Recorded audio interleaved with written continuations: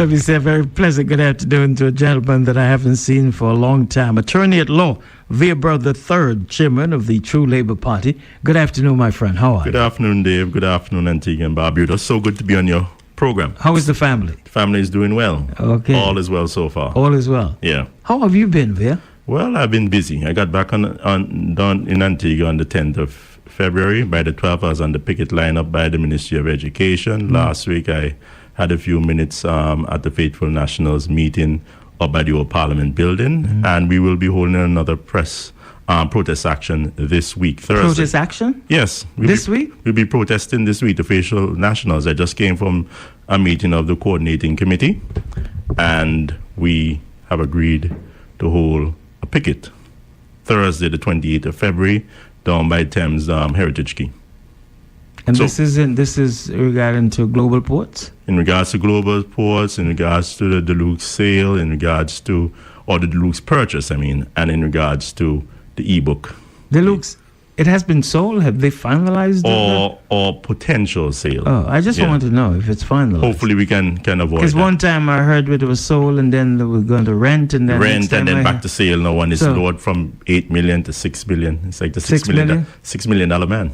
$6 million man. Yeah. Vere, how is True Labour Party? True Labour Party is doing well. Well, I was off action. Charlene was really holding the fort, and she met with the Faithful Nationals, or what became known as the Faithful Nationals, and then they informed me while abroad.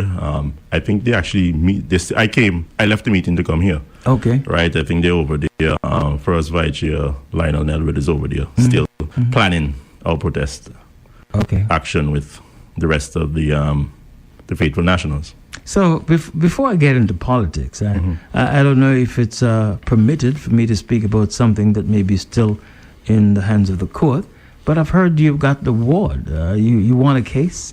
Yeah, that was in regards to another protest action about 6 years ago. 6 years? Yeah, that was the 22nd of January 2013 when the Lone Wolf picket outside Newgate Street shows toys and gifts, and then policeman flex on me, couple cuff and What were you picketing for? We were picketed against the Wadaddy power plant purchase. Wadaddy power plant. That was during the UPP time? Yeah. It's that long ago. Okay. And yeah, police flex on me, couple cuff, slap, punch, threw me in the cell, 30 hours, Dave. Mosquitoes and feces and urine, and that is a dungeon, Dave. So you sued? Yes, we sued. I mean, I was charged twice, after the first 6 months and the day before the charge gets thrown out or you can't charge them.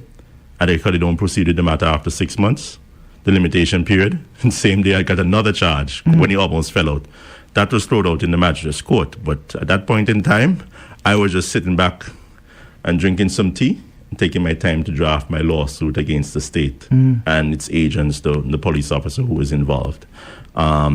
Back and forth. Also, Jim Galloway. I drafted the late Jim Galloway, two separate lawsuits, one for him and one for myself. Unfortunately, Jim passed away about 2 years after that. So his lawsuit died a natural death, you could say. There was nobody to carry it forward. But I did hear or read that, of course, you were victorious. Yes, after 5 years. Actually, we won the case March of last year. So it's almost a year now we won the case. What you heard is when we got the assessment. The assessment was done sometime in late October of last year. And it was assessed to be over, with interest and everything now, it's over $180,000. So you were paid? Not a cent up to now. Yeah, but that was an assessment. Was there any forward movement after the assessment? After the assessment, my lawyer wrote to the AG's office and telling them, well, you were in court, you know that Vere is owed his money. And no sensible response. But did you get a response? We got a response. It was basically say, oh, you didn't file your order. I did file the order, but they probably didn't read the file. So we said, okay then, well, we're not going to write back to tell you or call you to tell you that we did file our order and there's already affidavit of service that it was filed in such a time in front who we filed it and served it upon. You tell the court you didn't get served the order, even though you're in court. By the time our civil procedure rules tell us that once you're in court and you're aware of a court order, you don't have to wait to get served with a copy of the order. You act upon it because you are physically present in court. That is what the civil procedure book is, a blue book that we govern ourselves by how we conduct our procedures in court. So based on that alone, having an order in front of you doesn't mean anything. So you have to go back to court? No, that is, you see, when you win your case, Dave, right? You're assessing, you won the case, and you won your assessment, and the figure that you is settled upon, plus interest is accrued. Is it settled upon with a judge? It was from the master, Jan Drysdale. Okay. The master is bigger than the judge? No, the master is the one you go to first for most matters. If it's not a fixed date claim, you go the master is more the master of the rules, as they call it in the United Kingdom. Basically, the master steers the matter. It's the first time you go in front of the court, you go to a master for the directions of how witness statements and listing questionnaire and how many witnesses are going to come forward and pre-trial review. They get the matter prepared for the trial for the judge. But many great people have been masters. Lord Denning in the United Kingdom, one of the most famous judges in the world, he, I think, demoted himself. He was a judge, but he went to become a master of the rolls because he wanted to have the first bite of the cases so he could develop his brand of law, which become the norm now. Okay. You understand? So, yes, so we got our judgment and we got our assessment done October of last year. It's been almost a year, March. No, we haven't received a cent. So we carry them to the next stage. That's judgment summons. That's called enforcement now. And the enforcement stage is basically the judge will ask you, when are you going to make the payments to Mr. Bird? That's on Wednesday. That's Wednesday this week. So that's going on. So we leave that alone. Yeah. You've been out of Antigua for a while, but out of Antigua, that's been 2 months. Okay, Yeah. relatively. For you, it's a long time because you're an attorney at law in Antigua and Barbuda. Some of the things that are happening in Antigua, Vere, what concerns you most? We heard about the earbooks, the e-books. You just spoke about the deluxe cinema. You also spoke about the port. Yes. And the picketing. So you picket.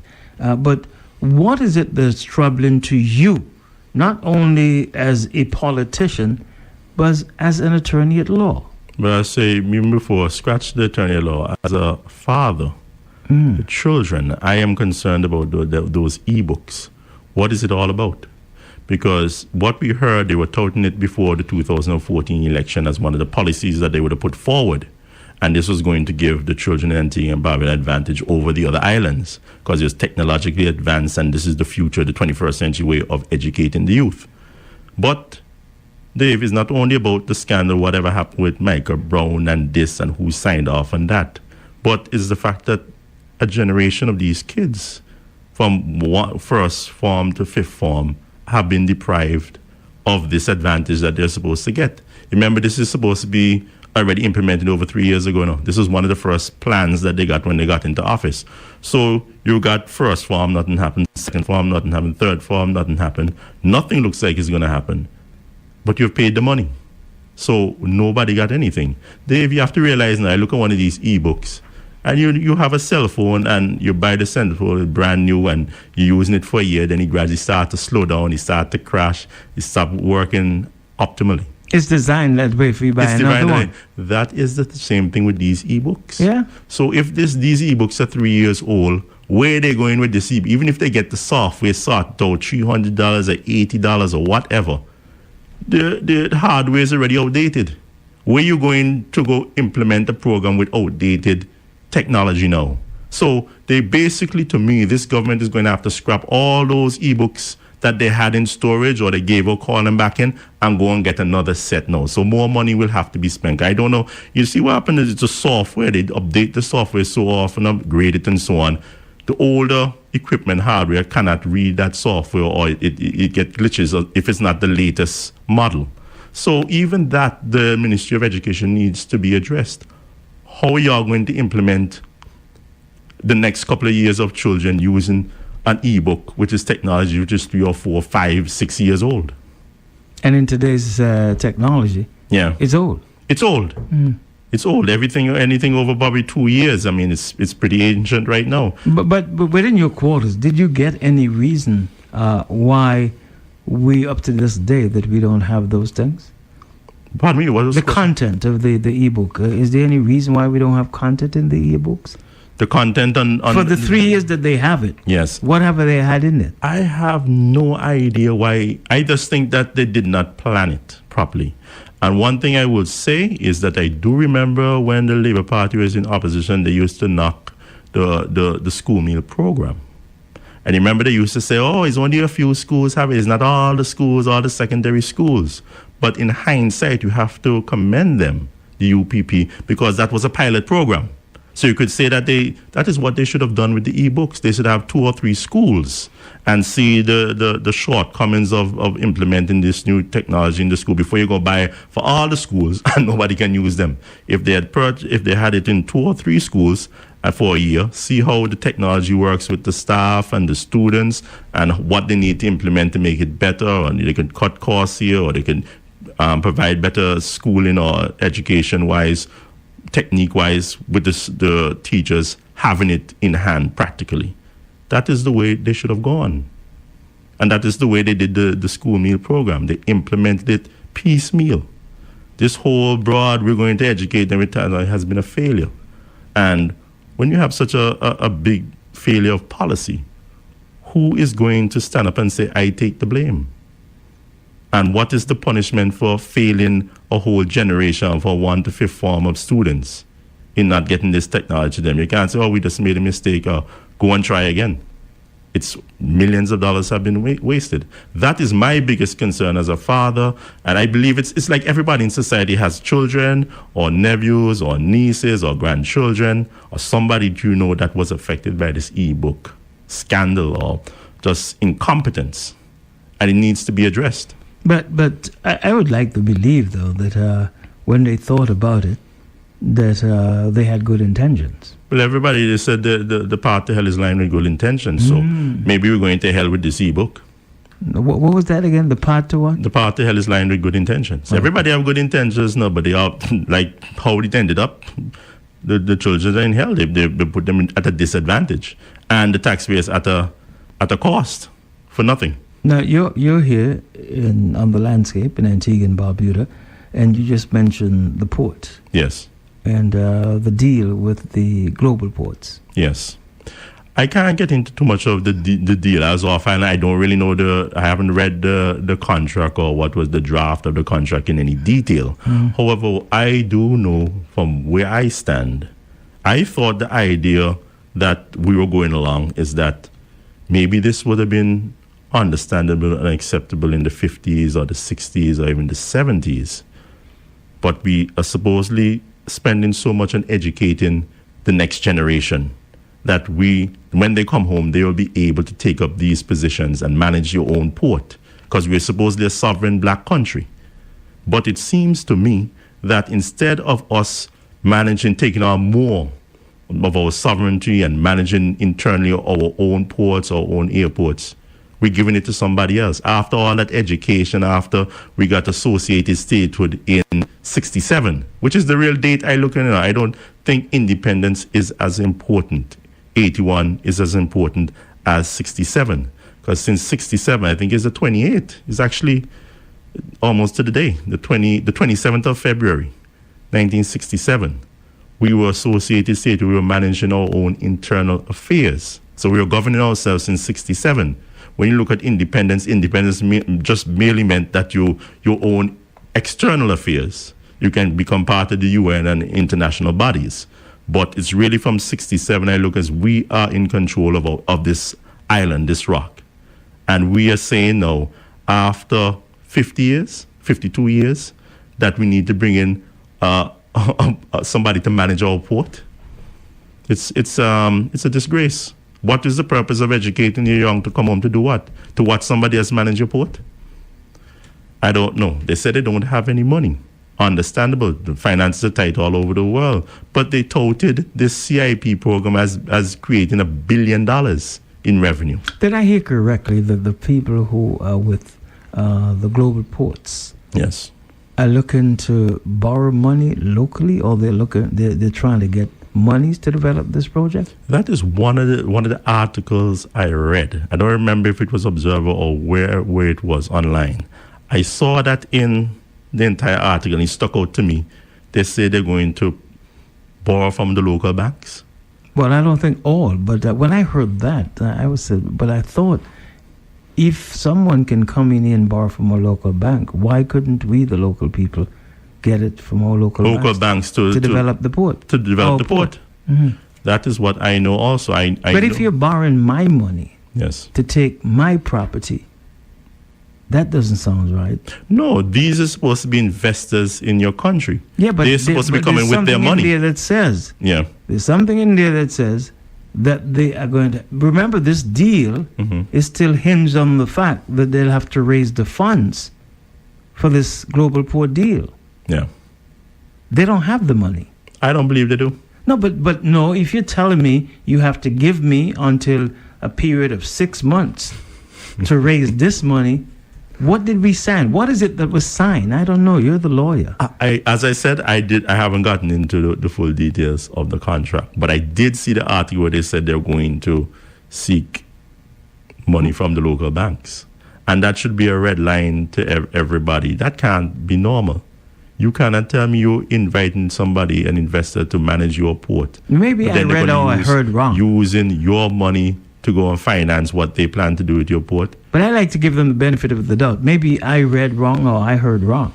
But that, to me, I thought, with a project like this, these folks are going to bring in foreign money, and it's in our waterfront. Yeah, and the problem is it's a venture. If they're not putting up their own capital, then if they're using the local man's capital, suppose it does not pan out and it is not successful. But my question to you, if it is not successful, what happens to people's money? My question to you, if they do not raise the funds, what happened to the project?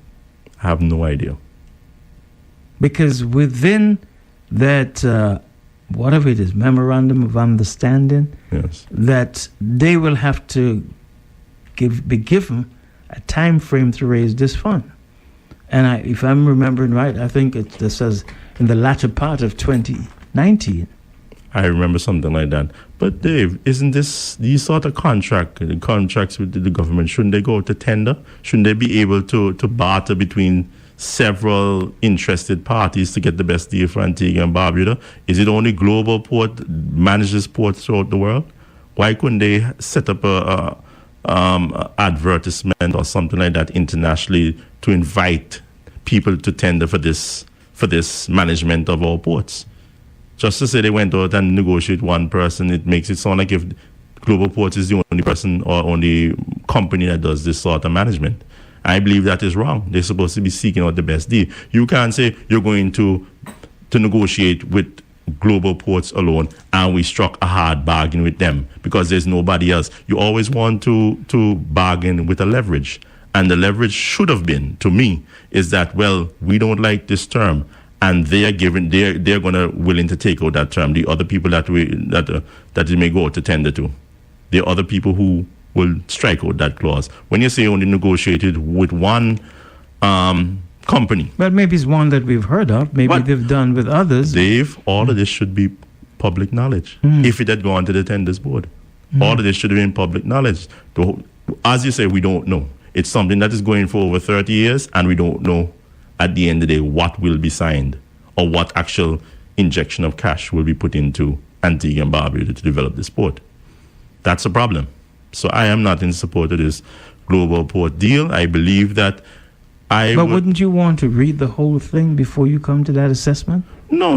You see, because remember, you just told me you don't know the intricacies of the deal. That is correct, Dave. But you talk about the best predictor of future behavior is past behavior.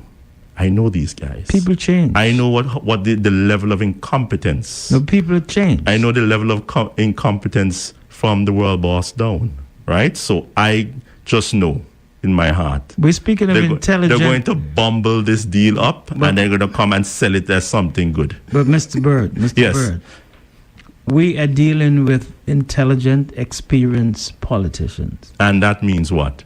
It means that I want to give them the benefit of the doubt that they're capable of bringing something. I gave them the benefit of the doubt with the ebook. I gave them the benefit of the doubt with the ebook, and I don't see any ebooks. Hey, see how heavy them some? You could actually use one of those ebooks to do bench press, That is not no high technology or something just light and you put in your pocket. Those children will be getting some serious back pain if they carry those e-books to school now. No, but I thought the e-books is to prevent those things from you carrying a heavy load. That e-book you're exaggerating. No, I'm not exaggerating. I don't think the thing is those that heavy. Those e-books are heavy. Listen, I'd rather my child carry an ordinary book. You probably take off 5 pounds off the weight of his book bag. So we take a commercial break for you, something else. Thank you for staying with us. Vere Burr, the third chairman of True Labour Party, is with us this afternoon. And a member of the Faithful Nationals. We all remember. I'm glad you said that. Yes. Vere, how difficult would it be from where you sit? And I know you and I have had this conversation long before the last election of coming together of the political parties in Antigua and Barbuda. There's nothing wrong with that. But Dave, Wilma Dan and I came on your show at least once. And we've been in discussions but they say talk is cheap. For years. But they say talk is cheap. It's not just because Faithful Nationals came off the ground. No, we've been talking to the UPP for years. And you speak to everybody. You have a common goal. You have to seek common ground and build from there. So you're not adverse to the fact that if it means that the opposition parties coming together, you're not against this. But Dave, you know that. We've said this before on the radio. But you and I. No, but it's a different. We said that before. It's been times have changed. You don't remember, Dave. Say you don't remember. No. I'm not saying we haven't done so. I'm saying times have changed. We would have spoken about something then, but that does not mean that of course the mindset and the way you think about certain things is the same. No, it's the same from there. We always spoke to the UPP. We speak to everybody. We have no But I was not just speaking about UPP now. I'm speaking about a coming together of all the political opposition parties. Yes, well, the True Labour have been speaking to the UPP for at least 3-4 years, just after the 2014 election. And basically the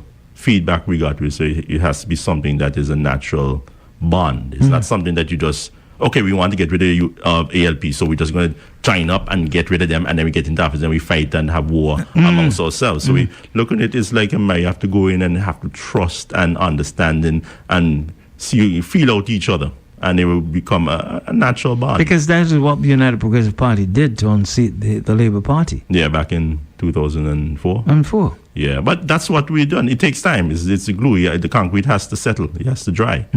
So you're not opposed to those things? We've never been, and we had this discussion. You just don't. It's been 3 or 4 years now, but we did mention these things on your program. But many of your members have joined other parties, and that is a good thing. That is democracy. Yeah. We have no problem. So this is my question to you is now. Yeah. Is that where do we sit? Because we may talk about opposition parties coming together.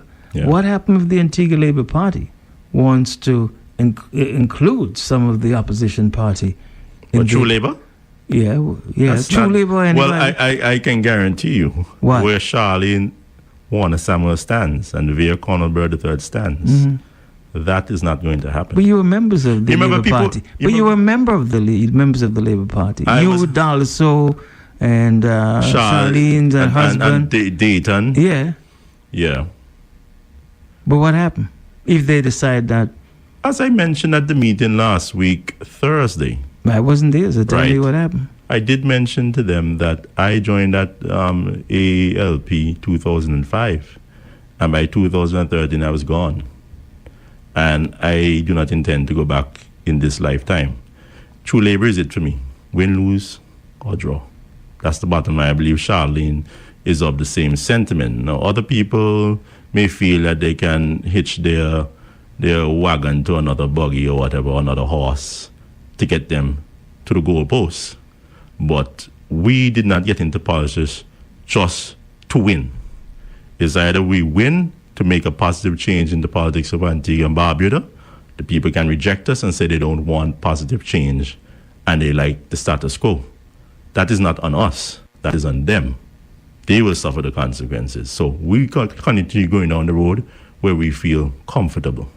So the point now that you figure that you can be in a better position if the opposition parties come together you would not be against it. Dave, you asked me the same question. I need to know. It's been 3-4 years since you answered this. Because you just told me that the True Labour Party is who you're with. Yes, there's always a coalition possible, but join in another political organization, I don't see that happening for me. Dalso left, went to DNA. Greg left and went to UPP. I think Vaughn Connor, I saw him on a poster for... He's with UPP. Yeah, he's with UPP. Mm-hmm. God be with them. I wish them all the very best. Mm-hmm. This is where I stand. Every man walk his own path in life. This is a beautiful path for me, Charlene, and our members. We are right where we are. Right where you are? Simple and plain. Okay. Yeah. But there's still hopefulness for joining together. Yes, as I said, we are coordinating with the UPP, the BPM, the movement, and all of the... Movement is not a political party. No, but I mean, they are concerned citizens, they're activists, so we work with them. Okay. Yeah. All right. So you said another match is coming up this week? What, pardon me? Another picket is coming up this week? A picket is coming up this week on the 28th, Thursday, down at Heritage Key, against the Global Pork Holding Limited Company, whatever it is. I believe that it needs to be done. It needs to, not that we are opposed to having a port come in and manage at this point in time, because you say you don't have the money. You don't squander the $1 billion. But they did? Squander the $1 billion in 5 years' time. Did they get $1 billion?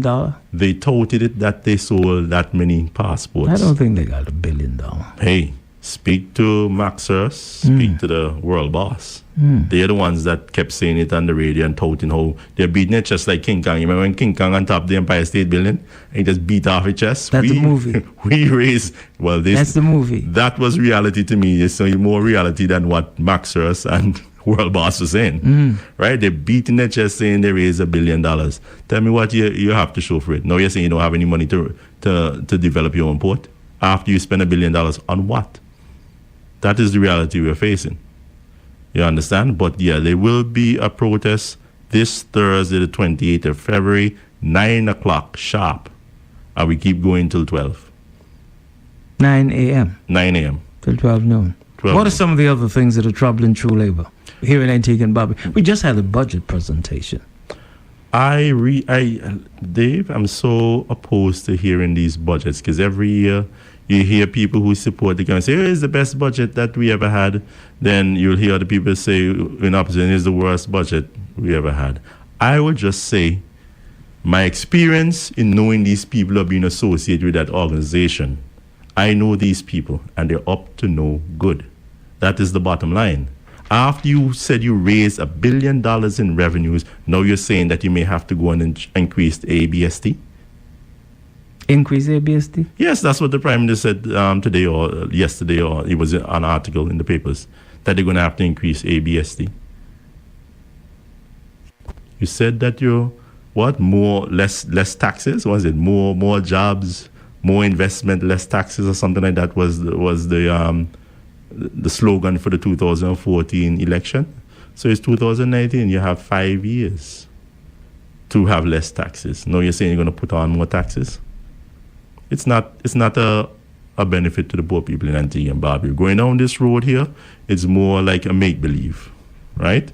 I believe a lot of poor people, a lot of people without work, would grab at straws and looking for hope. Some way you'll get something to improve your lot in life and that of your family. And everybody needs a job. You feel proud when you're making some sort of income and you know you can manage your money and live a certain way. Another name I like, the best word I say to define a man, the second best word after you say we are men, is provider. You provide for your family. You provide for your kids. That is something that jobs should be a right. You should be able to find work in your country of birth, some way, shape, or form.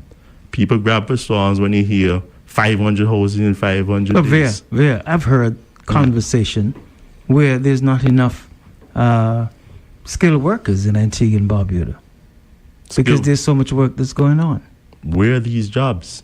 But I'm just saying that they said they had to bring in, we think of the Royalton. Yes. And then that they had to bring in people from outside of Antigua and Barbuda. Right. Because the skill set that was needed, everybody was working. What I understand with that project is that the skill set is here in Antigua and Barbuda, but they don't want to pay for that skill at the price. That's the way? At the price that we charge for that work in Antigua. They don't pay at that rate. So they go to another man's country and bring other workers who work for less. That's the way it is? That is what I heard. They can come and dispute what I'm just telling you, but I've heard from several people who are working down there and know what is going on. So it's not because of lack of skilled labor? It's not because of lack of skill in Antigua and Barbuda. Antiguan workers are accustomed to getting a certain rate. And they, as capitalists as they are, feel that they could save money by going out, getting external work for foreign workforce and bringing them here to do the job that the Antiguans could do. That is the reality that I have heard. And that sounds more to me like that is what happened.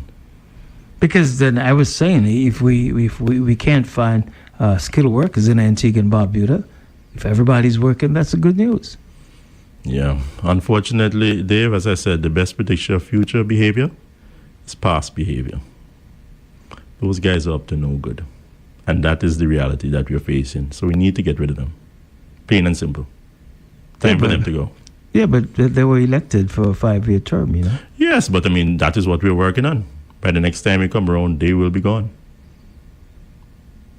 They will be gone. Kind of quiet, man. I don't like that empty space there. You sound shocked at what I'm saying there. No, I mean, not that I'm shocked. I'm giving you a chance to think and express yourself. I don't want to. It's not a Q&A, you know. Okay, gotcha. No, you seems to be a lighter, calmer fellow. The last time we spoke, man, you know. I'm trying to behave myself, Dave. I'm trying to behave myself. I'm tired of getting banned from radio stations now. I'm getting old, man. I'm tired of this banning business, man. I'm tired of that, man. Come work with me, man. Work with me, Dave. You know how it is. I'm working with you. It's hard life being a lone wolf, you know. It's very lonely. I like working with you. After you get banned off your own radio station, your own family radio station with your own shares in, 1,000 shares in, everything else is minor. And then they ban you from Observer. Fair. Hey, at one point in time, I was thinking of getting a soda box and go down by Papa Bird bus. And then with a megaphone in my mouth and then start for let off. No, you don't have to do that. You're with us. You're with us. You know that the fact is that we want to make certain. I like the calmness, though, because it means that you're thinking, you're processing the things that you're about to say, and I like that. But in Antigua and Barbuda, we just cannot oppose for opposing's sake. We have to have solutions. I give them credit. You know what I like with this government? What? Remember when they said they're going to get rid of the plastic bags? And we have all those more permanent plastic bags now? That was nice. That was good for them. That was great. For all of us. That was lovely. But then they went and messed up all Guan Island with Yida. So they, you know. Yida was before. No, but I'm saying even though they're supposed to be messing up the land bridge or whatever and messing up the whole environment. What's the story with Yida, though? Nobody knows. He's still building this mega complex over there. But at least they're building something. The Shangri-La of employment and full employment and zero. Is work going on out there? I see pictures. Pictures don't tell you anything. I see them moving dirt from one side of one island, from the island, onto the main island, and then back and forth, and they're filling up this land bridge because they're moving the equipment over there. What I'm saying, Dave, is that this is the Shangri-La. The make-believe. It's going to be heaven on earth when this project gets finished and we're going to all be employed and everybody's going to be happy. And we're going to have chicken and ham in our fridge. Why are you so bitter against the Antigua Labour Party? Bitter? This is not bitterness. What is it? This is me saying, I've seen these people. I've known these people, majority old ones, from since I was a child out of fries with Papa Bird, right? And a leopard can't change his spots. But men are different than leopard. Men are men. Right. Well, put it like this. They can't go get a skin peel or skin change or whatever you want to call it. They're not going to use no microdermabrasion. Just like they were then, it's just like the way they are now. They can't change. They can't do any better. And they're up to no good. What do you offer Antigua and Barbuda as the alternative? What we offer the people of Antigua and Barbuda is a political organization that is not merely about winning at the next general election. We prefer to stay in opposition than get elected to farm fool on the people of Antigua and Barbuda's purse. I have had enough of it. If I am the grandson of Papa Bird and I can say something is wrong over there, It's not because I'm crazy. It's because I've seen and I've known these people and I've seen how they operate more so. That was when I was a child. I came back to Antigua to practice law in 2002. Been around them, was my dad's campaign manager in 2004. Officially joined the organization in 2005. And in that 8 years, I've seen enough of that. You understand? Enough is enough. There are two political organizations in Antigua, the two major parties. I believe there is room for a third organization. I believe that the more variety you have in choices, that is more democracy. That is something that your forefathers, slaves, or people under colonialism would have died for, to actually have more options, to look about their children's future and to provide them with work and a house and educate everybody. That is another option. That if those two guys aren't doing it, then this one you need to consider. We're a small organization and it takes time. It's not something that you say, you just go up to Kentucky and you order the number two political party, Charlene Vere, fries and biscuits and a Coke. It's an organization that takes time to grow. We're taking our time. We looking at it as the long-term game, the long ball, the long-term position. There was not just a short game. There was something that you always, not advocate, you were always pro, legalizing or cannabis. Dave? Mm-hmm. I'm sorry to tell the Antigua and Barbuda people, you're not going to get the same returns now if you legalize it as you would have gotten 5 years ago at the 2014 election. That was a time-sensitive, huge revenues, because you have to look at Antigua's 108 square mile islands. Compared to all the other... We cannot produce marijuana like Jamaica, Trinidad, Dominica, St. Lucia. We're not even half the size of Dominica. We don't have the tracts of land to produce in mass. The True Labour Party in our 2004 manifesto was of the opinion we get in there early and try to hold up market, the shares, percentage of the market. And we were going to promote the product in Antigua as the very finest, the kush of the kush. You understand? This was going to be the kaya. We were going to call it the Antigua Black Ganja. You know, we have the black pineapple.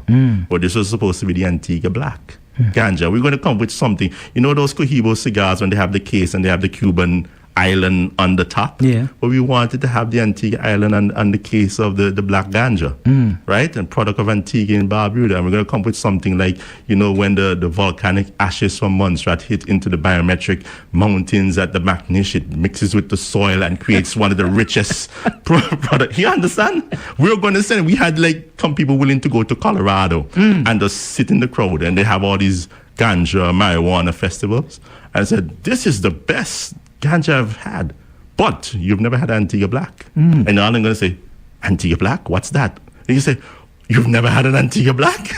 Right? Just to pique their interest. I said, the Antigua Black is the rarest of ganjas in the world. I like the fact that the volcanic ash. When the volcanic ash from Montserrat hits the McNish Mountains and mixes into the biometric pressure, it just infuses into the soil, and it creates one of the rarest ganjas in the world. You're a true salesman. Boy, we had the thing planned. So we wanted to go to Colorado and just let them know the Antigua Black is out there.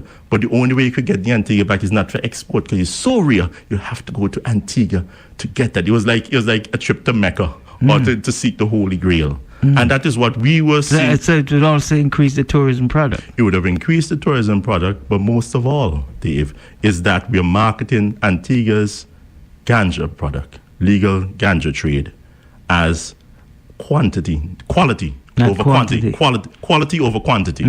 right? We could not outproduce these other islands, but the quality, we wanted to sell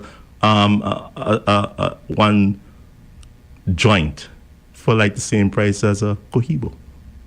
Because we're going to go over by quality, not quantity. Right now, every other island, you see New York is doing it, Colorado's been doing it, New Jersey's going to legalize it, all these other places are coming on board now.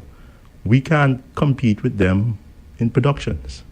So that is where I don't think that even if this government goes ahead with it now, the time for that is not really going to create sufficient revenues for Antigua and Barbuda. They let the ship pass them by. You understand, Dave? We will come up with another economic plan, but what we had planned for in 2040 was to use this product or these revenues to pay off one thing, our national debt. And that was supposed to go and pay for all the nonsense that the government get us into. And then at least we don't burden future generations with that bit of nonsense. Who wants to go pay for all kind of corruption and nonsense, waste of money, squandering of money? So that Antigua Black Ganja was supposed to at least pay a sufficient, or if a significant amount of our national debt. That is gone now, unfortunately. So do you think there's an avenue for us to generate some funds from it? Yes, we will generate funds from it, yes. Especially the medical marijuana. Right. You see, but you have the novelty factor is worn off now. The novelty factor where people would have traveled to get that. When you're in New Jersey or New York or in Boulder, Colorado or whatever, and you can get it. There's no need to come. Why going down there for that, man? It's not as rare. Everybody's doing it. I can go to Jamaica. Why travel to Antigua when I could just go down to Jamaica? It's closer. Because we're a safer country to be in. Yeah, but I mean, some of them tourists like that risky nature. You know? They're adventurous. The adventure. Unfortunately, that's what we're faced with now. Is that time already, Dave? Is that clock correct? Yeah, you speak a lot, Vere. The time will go on you. It's 3:51:30. Wow. You know, so you got just another 8 minutes or so with me. Vere, what's the structure? What's going on? I know that you had plans to build a center. Where are you as far as that is concerned? We are going up this year. We're going to start this year. I believe by June or so we'll have our center being constructed. That is one of the things that we have been really focusing on after the last election, because the election came upon us like a thief in the night. So we dropped our plans with the community center and all that stuff. And Dave, you know what happened to me last year where you couldn't even find me? I went away after the election sometime in April.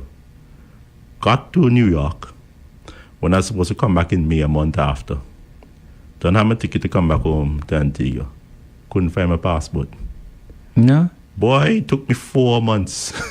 I didn't get home till August last year, so that messed up all. What do you mean you couldn't find your passport? I lost the passport. So what happened to the office, the Antigua I had office to get... Okay, that's another issue we have to get to. So I lost my passport. The only thing I had on me to show that I am who I claim to be, luckily I had my New York State driver's license.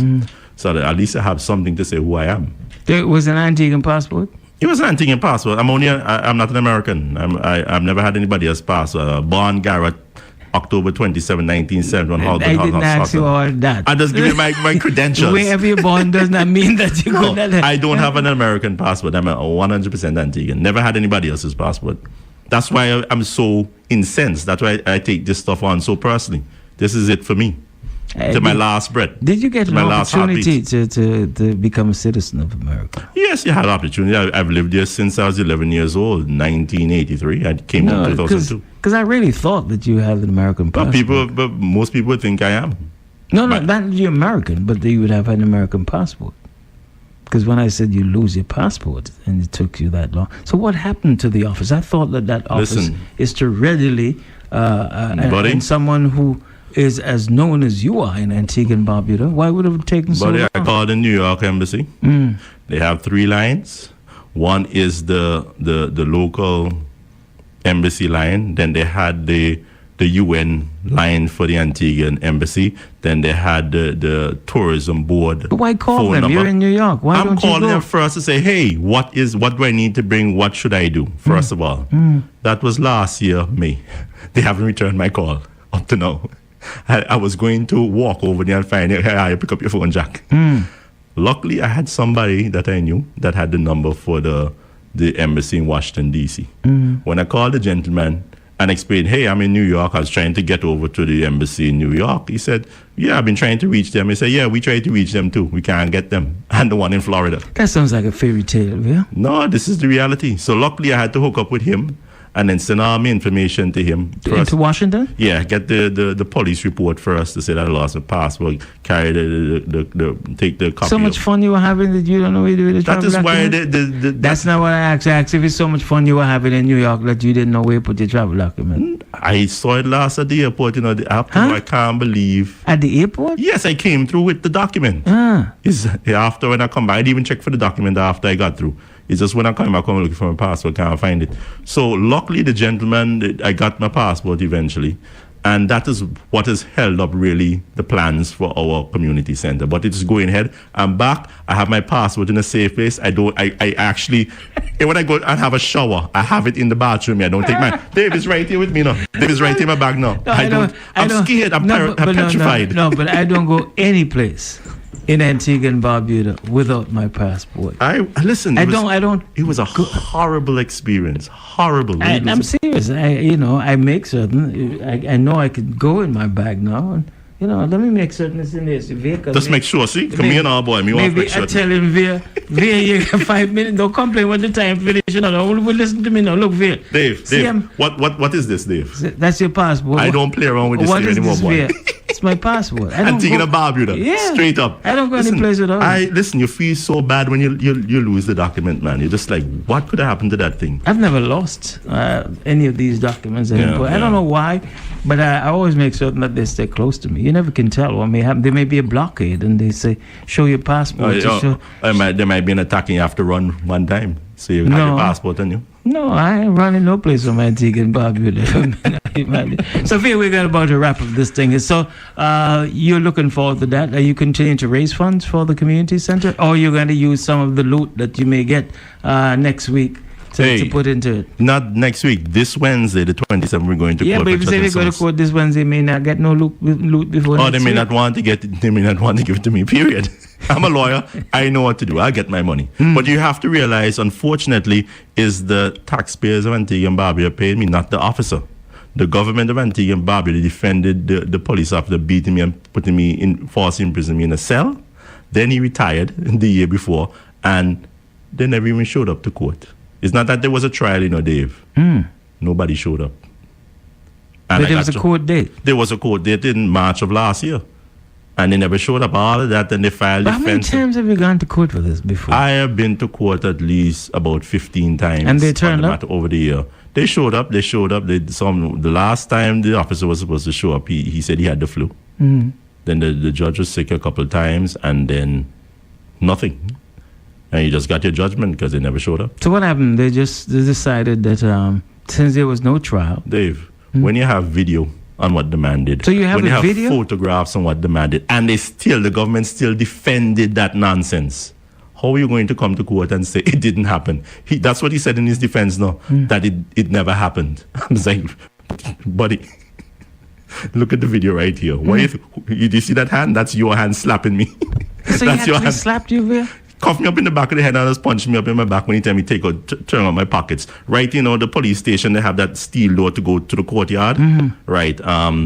He put me through there and they turn out your pocket, cuff, boop, boop, boop, boop, boop. The man had me like a pinball machine. Then Jim and all, another officer pushed Jim up against the wall because he had our Taiwanese and Tibetan flag on a pole, a boomstick. And he jammed Jim got an 83-year-old man up against the wall and pushing up against him. That's the sort of love we got that day. It's all good. Just pay me. Yeah, interest is accruing from March of last year. It's not from October. So almost a year interest we're getting. The meter is running. They can do it the easy way or they can do it the hard way. But either way, I'm going to get paid. So that's some guaranteed fund for the center? Of course. Just want to make certain. And of course, we have to go for a drink, of course, out of that. Yeah, you are right, Dave. Is red wine. Red wine, of course. Wine. Sweet nice. Red wine. Port. I'll get you a port. How do you know it's port? I love port too. That's what we drink at the bar. No, I have a friend from London, and he's a connoisseur in wine. Yeah. And he says, Dave, I've got to get you that sweet, sweet wine. Right, that's what I love. And he sampled, bring all sorts of stuff from Europe for me to... Boss, the port is the best thing to me. I love sweet things. That's what we have at the bar. When you dine at the bar in England, you have to do a certain dinings. You have the port with your meal, and then after you finish your meal, you have the sherry. Oh, well. So, yeah, that's what I'm not a connoisseur of wine. No, I mean, I just drink it.